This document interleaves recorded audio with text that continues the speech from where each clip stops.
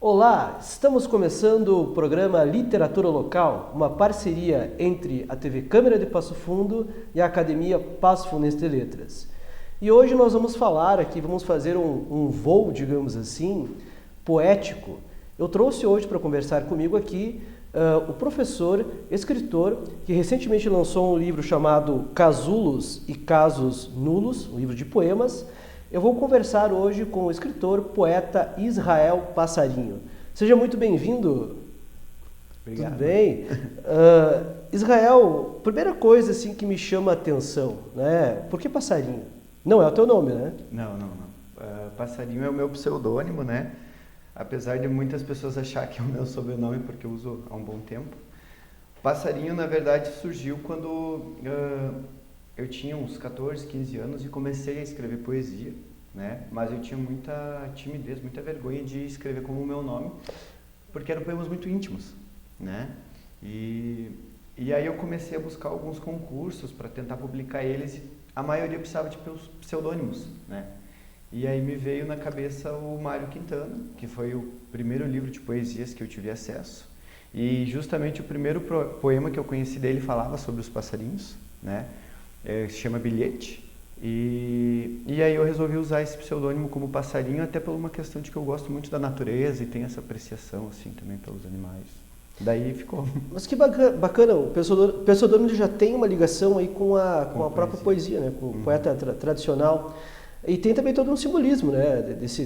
Eu acredito que desse voo poético também, né? Sim. Esse voo que a poesia nos permite fazer, né? Na arte, né? Assim, esse livro Casulos e Casos Nulos, ele foi lançado recentemente, né? Sim. É o teu último trabalho? Esse foi o meu último trabalho, né? Ele contempla duas partes, né? Ele tem a primeira parte que se chama Os Casulos, que são poemas mais de amor, que realmente nos colocam dentro de um casulo para essa metamorfose da vida, né? São poemas mais poemas, digamos assim, bons, que nos ajudam a ter a metamorfose, né? Os casos nulos, aí são aqueles poemas que o próprio nome diz que são casos mais nulos, assim, né? Tem poemas de desilusão, poemas mais que não são tão amorosos, digamos assim, né? Poemas mais da vida, os casos nulos da vida. Os dois lados, né? Tem que ter os dois lados, né? Os dois opostos. Tu falou que tu começou a escrever com 14, 15 anos, mais ou menos. Uhum. Como é que é a tua trajetória poética, a tua trajetória de leitura, digamos assim? Sempre foi um leitor, desde criança? Sim, na literatura infantil, assim, eu gostava muito, tinha algumas séries que eu gostava muito, né? Os livros de Quem Tem Medo de Monstro, Quem Tem Medo de Lobo, Quem Tem Medo de Dragão, né? Os livros do Maneco, Caneco, Chapéu de Funil. Mas quando eu cheguei no ensino médio, meio que por rebeldia, assim, eu não gostava muito dos romances indicados pela professora. Então, assim, não gostava de ler Machado de Assis, por exemplo? Não. E era Óbvio, né? E era uma questão de rebeldia. Óbvio, era uma questão né? Muito de rebeldia. E uma vez eu acabei chegando atrasado da escola e a gente ficava o período aguardando para entrar no próximo e ficava na biblioteca. E eu resolvi ler, comecei a procurar alguns livros lá e foi quando eu me deparei com Os Esconderijos do Tempo do Mário Quintana. E daí foi nesse momento em que eu comecei a ler e gostei muito das poesias dele. E eu disse, olha, isso aqui é uma literatura que eu acho legal. E aí eu comecei a tentar escrever coisas parecidas, né? Passou a escrever a partir da leitura. Primeiro foi um leitor, obviamente, e depois automaticamente, mas foi uma coisa automática, assim. Isso, tem uma questão da música também, eu sempre gostei muito de rock, né? Então, com os amigos a gente escutava as letras, queria copiar, mas rock inglês, Led Zeppelin, The Doors, assim, a gente não entendia o inglês, então ia procurar as letras e tentava entender o que eles estavam dizendo, né? E aí quando eu encontrei a poesia, a gente se aproxima mais porque é na nossa língua e eu comecei a gostar mais. E eu tinha um trabalho que me proporcionava escrever, que eu era repositor numa loja de doces aqui em Passo Fundo. Então a gente fazia as listas do que tinha que trazer e no meio dessas listas ali eu anotava uns poemas, algumas ideias assim e ia guardando. Então eu tenho lá em casa algumas caixas com as tampas das caixas de chocolate cheias de poemas anotados assim que até hoje eu guardo lá para relembrar a época que eu comecei a escrever, né? guardou como uma relíquia daquela fase de desenvolvimento. Sim. Começou a escrever com 14 anos, tu tem quantos anos hoje? 33. 33? Então faz uns mais de 10, 20 anos de escrita. Uhum. Quantos livros lançados? São esses dois aqui e mais participações em... Isso mesmo. Em 2011 eu participei da minha primeira antologia na Paraíba. Concurso Novos Poetas Augusto dos Anjos. Não, né? mas espera aí, na Paraíba? Era um concurso online. Era um concurso online. Eu estava procurando lugares para escrever e comecei a participar de alguns concursos, enviar poemas. E nesse mesmo ano teve uma jornada de literatura aqui em Passo Fundo e tinha um concurso de contos patrocinado pela loja Colombo. E aí eu enviei um conto e tirei o primeiro lugar. E aí para mim, naquele momento, eu subi no palco da jornada, receber o prêmio, foi tipo assim, o estopim para focar na literatura. Tanto que eu estava fazendo outro curso na época, né? Estava perdido lá na Química e abandonei o curso e fui fazer letras. E no mesmo ano surgiu a minha primeira publicação nesse concurso.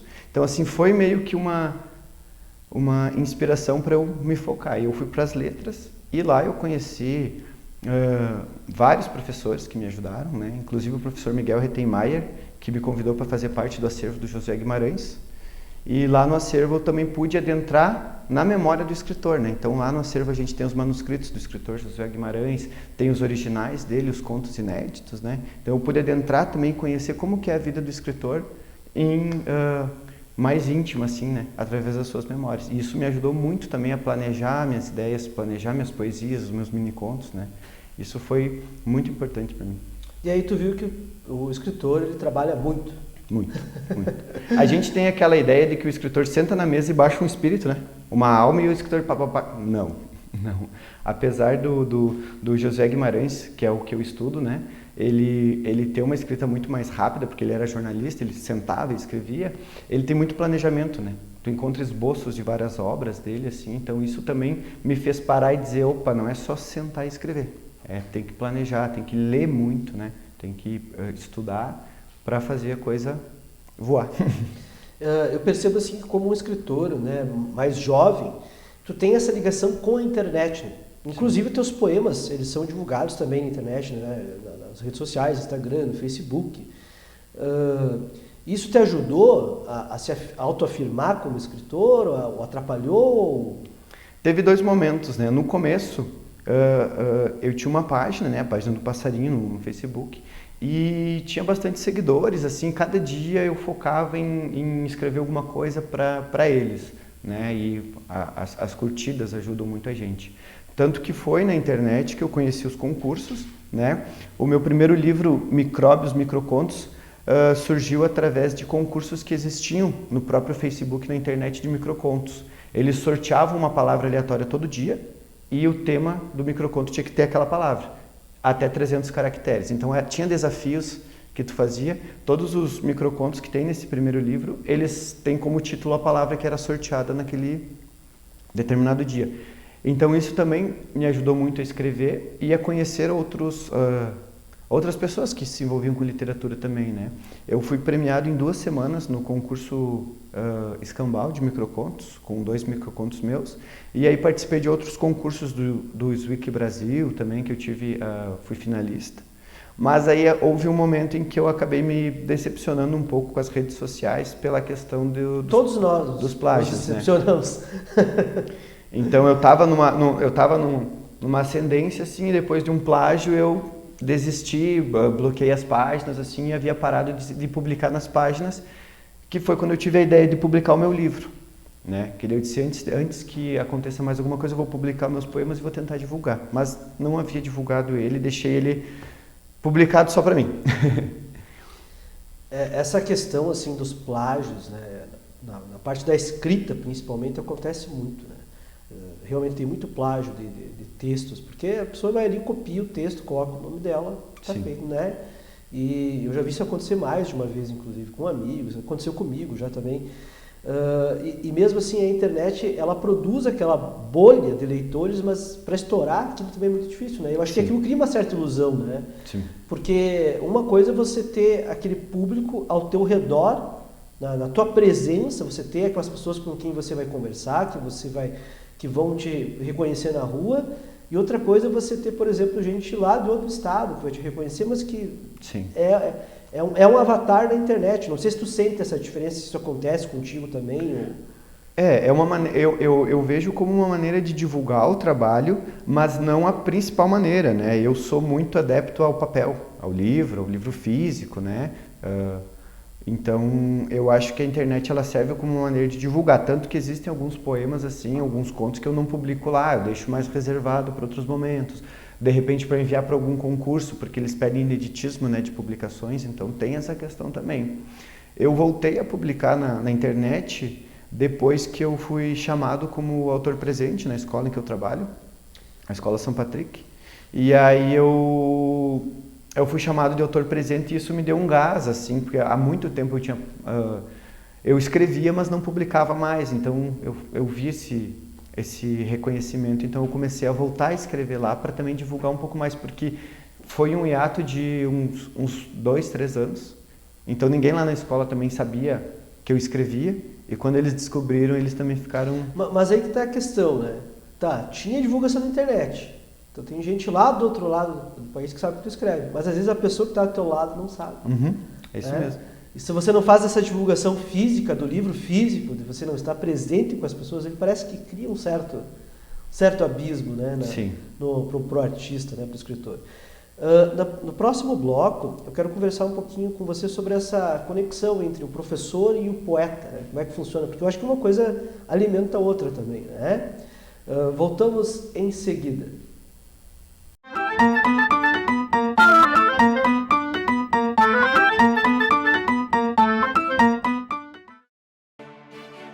A Câmara de Vereadores é a Casa do Povo. Aqui são criados, votados e aprovados os projetos de lei que definem o rumo e o futuro do nosso município. A Câmara de Vereadores também exerce a função fiscalizadora, supervisionando as ações e decisões do Poder Executivo. Faça parte das decisões. Quando a comunidade participa, a cidade cresce. E as conquistas são de todos. Câmara de Vereadores de Passo Fundo. Olá, estamos de volta com o programa Literatura Local, uma parceria entre a TV Câmara de Passo Fundo e a Academia Passo Fundense de Letras. E hoje eu estou conversando aqui sobre o voo da poesia do poeta e professor Israel Passarinho. Como é que é essa conexão entre o poeta e o professor? Você me falou, inclusive, antes que você dá aula para os pequenininhos, inclusive, né? Sim, eu sou formado em letras, na verdade, mas eu recebi uma proposta de trabalhar ali na Escola São Patrick com uma turma de segundo ano, né? Foi um desafio no começo porque a gente tem aquela insegurança de professor, né? Homem dando aula para os pequenos, mas foi um desafio cumprido porque deu super certo os projetos, assim, e a gente trabalha com literatura desde a educação infantil e a gente trabalhou com contos de fadas, que é algo que eu gosto muito também de trabalhar com eles. E trabalhar com os pequenos é algo inspirador, assim, porque tu vê na criança essa inocência do aprendizado, essa questão de ver o mundo com outros olhos, né? Isso ajuda a gente a inspirar. Uma verve poética natural, digamos assim, né? Isso mesmo. E você tira inspiração também dessa convivência para os teus poemas? Sim. Na verdade, esse olhar simples ele sempre teve na minha poesia, né? Até os meus poemas. Um é livro de microcontos, né? Que são contos mais curtos. Inclusive um dos contos que eu fui premiado, ele não tem 25 caracteres, se eu não me engano, ele é muito, muito curto. E as minhas poesias, elas também têm poucos versos. E esse olhar mais simples para as coisas vem das crianças, né? A gente trabalha muito com projetos de animais, assim, e eles conseguem parar na frente de pequenos insetos e observar os mínimos detalhes e ver que o mundo não é só o que a gente vê, assim, de grande, assim, as coisas pequenas também têm sua importância, né? E isso inspira a gente também a escrever mais. E é um formato também que tem eu acho que tem uma certa ligação até com a internet, né? Sim. De ser uma coisa mais direta, simples e que tem, se a gente for parar para pensar, né, tem uma ligação aí com a tradição dos aforismos, por exemplo, e também com o próprio Mário Quintana, que você citou, né, que foi uma das tuas inspirações, porque o Mário Quintana, ele foi um mestre, né, em fazer esses poeminhas curtos, né? Chegou uma época que os poemas dele é um misto entre poesia e prosa e tinha um título com uma linha, né? Eu gosto muito também do Leminski, né? E da poesia concreta, né? Eu lembro até hoje quando eu li aquele poema concreto, Lixo, Luxo, né? Augusto dos Campos. E eu olhei e disse, nossa, que legal a estrutura do poema, né? E eu tento também trabalhar mais com essa poesia visual, né? Que trabalha não só com as palavras, mas também com o visual, com as cores, né? Com os espaços em branco que tem na página, né? Isso para mim é algo que eu gosto muito de trabalhar. Aproveitando a página como um todo para constituir o poema, né? Sobre essa questão das ilustrações, eu tenho aqui uma ilustração muito bonita na mesa, que é de um projeto, né? Que tu está começando a desenvolver agora, também, de poesia com os pequenos, isso? Esse projeto aí, tem uma professora lá da escola, a Natiele Oliveira, pro de Artes. Nós estávamos conversando e eu falei para ela do meu interesse em escrever um livro infantil, né? E aí a Pronat um dia sentou comigo e teve a ideia de nós escrever esse livro, né? Esse monstro se chama o Guarda-Mágoas, né? Guarda-Mágoas. E aí a gente está um monstrinho simpático. É simpático. Mas ele guarda muita mágoa e ele acaba, não vou dar muito spoiler do nosso projeto, mas ele acaba ficando um monstro de verdade, né? Por não conseguir expor o que está sentindo, né? E isso é bem interessante de trabalhar com as crianças, né? Uma maneira de fazer com que elas conheçam seus sentimentos. Então a gente está trabalhando nesse projeto, esse seria o personagem principal, ilustração da Nath, né? Minha amiga. E aí a gente está escrevendo e ilustrando junto esse trabalho. No caso, você é um projeto de poesia também? É uma história infantil. Uma história infantil. Mas primeira vez que tu se aventura na escrita em prosa? Sim. Em forma de prosa? Não, eu tenho alguns contos publicados sim. Tu escreveu os microcontos. Isso, eu tenho microcontos e alguns publicados no projeto Passo Fundo também. Para criança, sim, é a primeira experiência, sim, mas até o texto boa parte do texto está pronto, mas ele tem bastante da poesia também, então ele é bem trabalhado em versos também. Apesar de ser uma história narrada, assim, uma narrativa, ele tem uma questão da poesia, de alguns trocadilhos bem interessantes. Qual que tu acha, assim, que é a principal função de um poema? Se é que ele tem alguma? Quando você escreve, assim, o que tu pretende atingir? Eu acho que tem duas funções, né? Uma é se libertar, né? Porque a poesia ela tem muito do sentimento, né? Às vezes pode ser uma fuga, né? Uma fuga de uma realidade que tu tem. Pode ser de um momento de inspiração, mas eu acho que eu não sei se a poesia tem um ideal, mas é inspirar as pessoas, mexer com os sentimentos delas, né? Sejam eles ruins ou bons, mas mexer com o sentimento das pessoas, que é o que a arte faz, né? Tanto a poesia quanto as ilustrações, os quadros, o teatro, né? O cinema. Acho que a arte ela tem que mexer com a gente, com o nosso sentimento, para a gente se conhecer e conhecer o mundo ao redor, né? E qual que é, quando você escreve poema, por exemplo, né? O teu leitor ideal, assim, é um leitor mais adulto, é um leitor mais juvenil? Eu acho que é um pouco mais adulto, né? Desse livro pelo menos, o Casulos e Casos Nulos, até porque, claro, né, ele fala aqui sobre questões de perdas amorosas, né? Mas eu vi que é uma poesia que também ela pode tranquilamente ser lida por adolescentes, né? Sim. Por exemplo, tem aqui um poema que eu acho muito legal, acabei de abrir aqui, achei bem legal esse poema aqui, tem uma imagem de uma televisão. Aliás, o livro, ele também traz imagens que você criou também no computador, isso? Essas imagens, elas são de um programa que eu uso, né? Elas me permitem publicar nos livros, são livros de direitos autorais, mas são pequenas ilustrações que eu coloco para fazer sentido na ideia da poesia, né? Tem um aqui que tem uma televisão, é um poema sem nome, diz assim: foi só você passar que eu fiquei fora do ar. Então, quer dizer, ele tem a tua poesia, ela tem essa linha também, essa verve mais engraçada, né? Sim. Tem esse lado assim mais tranquilo, mais popular, mais pop, que faz, novamente, né, uma ligação ali com aquela poesia mais do final da vida do Mário Quintana, por exemplo, né?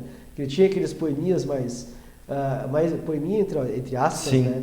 Mas aqueles poemas mais engraçados, mais leves, mais populares mesmo. Tem essa parte mais popular. Sim. Isso eu acho que é um atrativo no teu poema, no teu fazer poético. Eu gosto muito assim de trabalhar com poucas palavras, de fazer alguns trocadilhos, digamos assim, né? E também envolver bastante a imagem, assim, né? Tem um que se chama assim, Confuso Confesso. É o meu universo em um simples verso. Então tem também esse trocadilho que o universo inteiro é algo confuso que eu confesso. Então, tipo, a ideia é essa, né? Até pela questão de que, até nós estávamos conversando antes sobre a questão dos textos mais longos, né? Nem todo mundo hoje em dia tem paciência para sentar e ler um texto, né? Então, às vezes eles batem o olho, principalmente na internet, batem um olho num texto mais curto e eles param para ler. Se o texto é mais longo, eles já pulam para a próxima página, né? Nem todo amor é exato. O nosso é abstrato. Não, tem todo um ritmo e tem toda uma imagética ali que eu acho bem bacana. E o que tu espera, assim, que o teu leitor sinta quando ele lê esses poemas, assim? Porque tem alguns poemas, né? A gente tem alguns poetas que eles são poetas que escrevem, por exemplo, tem aquele rasgo de dor, né? Tem todo aquele sentimento. Tem aqueles poetas que eles têm, de certa forma, uma certa bandeira para ser levantada. Esses tempos atrás eu estava com uma aluna lá em uma das minhas aulas e ela estava lendo, por exemplo, Rupi Kaur, né, que é aquela poesia mais para um lado mais feminista, né, de valorização do universo feminino, né, e as meninas se identificam com esse tipo de poema também. Então tu vê que tem um direcionamento ali, tem uma linha. Os teus poemas, eles também têm essa linha, têm identificação com alguma ideia abstrata que seja, algum posicionamento político? Eu acho que é mais a questão da liberdade mesmo, né? A gente não pensa, eu no meu caso, eu não penso muito assim em um leitor específico, né?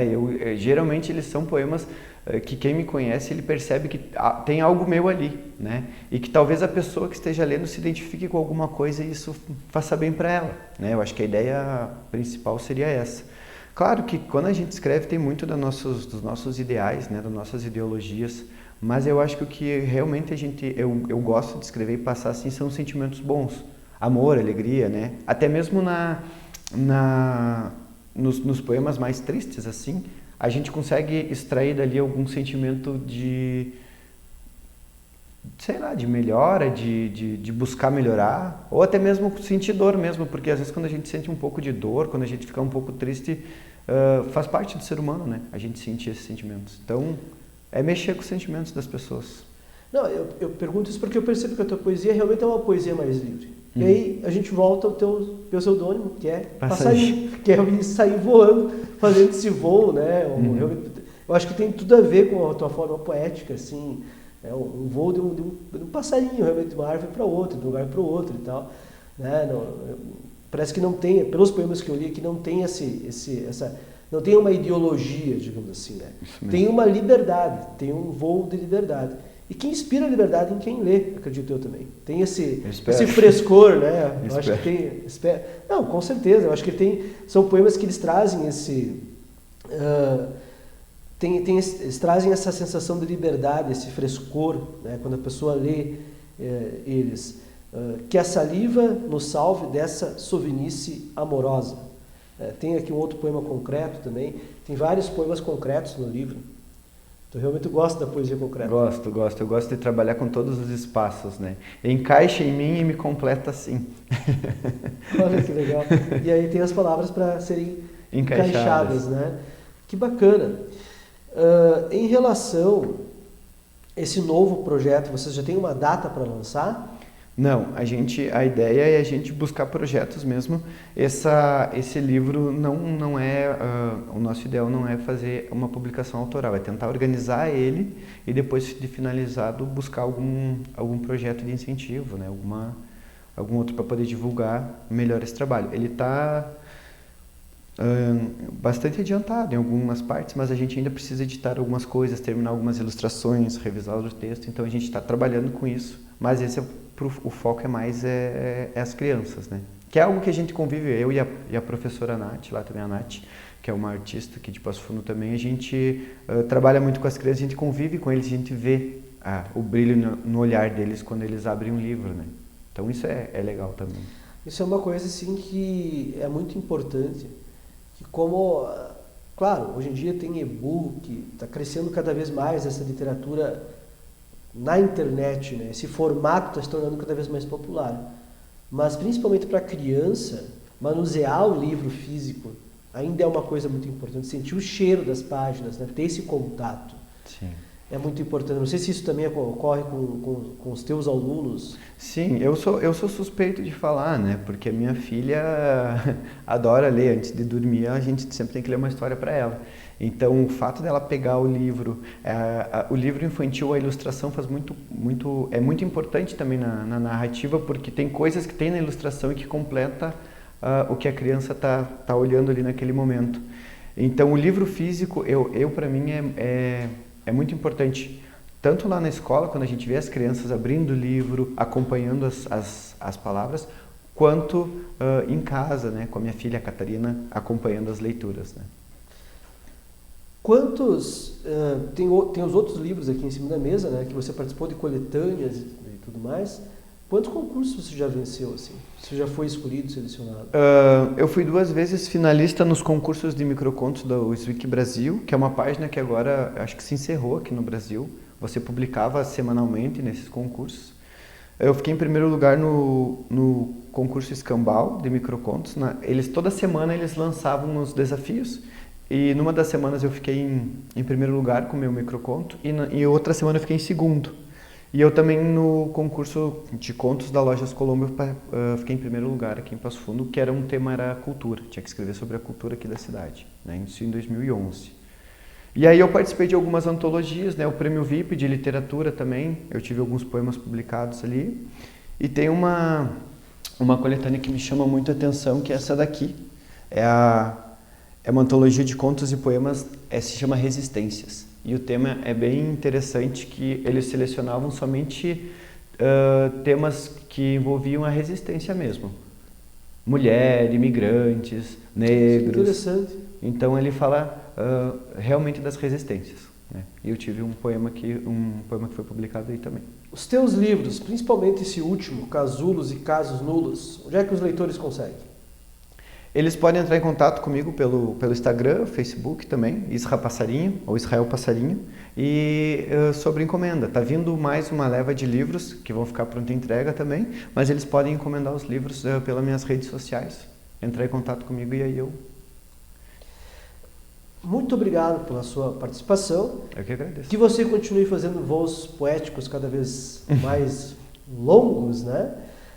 Eu conversei aqui com o professor, escritor Israel Passarinho. Lembrando que o programa é uma parceria entre a TV Câmara de Passo Fundo e a Academia Passo Fundense de Letras. Obrigado a você que nos acompanhou até aqui e até o próximo programa.